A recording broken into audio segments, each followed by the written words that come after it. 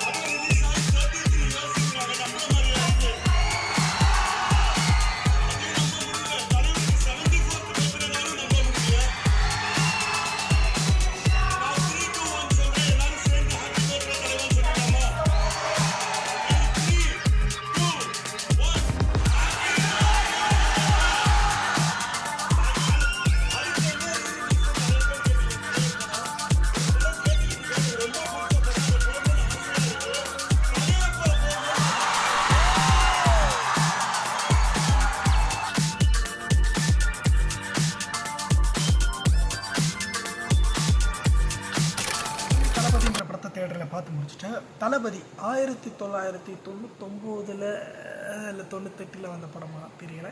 So 90s வந்த படம். மணிரத்னம் டைரக்ஷனில் தளபதி படம் வந்திருக்கு. சாரி, சூப்பர் ஸ்டார் ரஜினிகாந்த் நடித்த தளபதி படம். மம்முட்டி வேறு நடிச்சிருக்காரு. ஸோ இன்றைக்கி ஒரு ரொம்ப ஸ்பெஷல் டே. ஹாப்பி பர்த்டே தலைவா. ஸோ ரஜினிகாந்த் சாரோடைய இன்றைக்கி பர்த்டே. அதோடைய ஸ்பெஷலாக தான் தளபதி படம் ரிலீஸ் ஆகிருக்கு. தளபதி படம் நான் டவுன்லோட் பண்ணி பார்த்தேன். அது எனக்கு ரொம்ப பிடிச்ச படம். அந்த படம் இப்போ நான் ஃபர்ஸ்ட் டைம் தேட்டரில் பார்க்குறேன்னும் போது அதோடய எக்ஸ்பீரியன்ஸே இன்னும் பயங்கரமாக இருந்தது. அதில் இந்த ஒரு சாங் ஒன்று இருக்குது.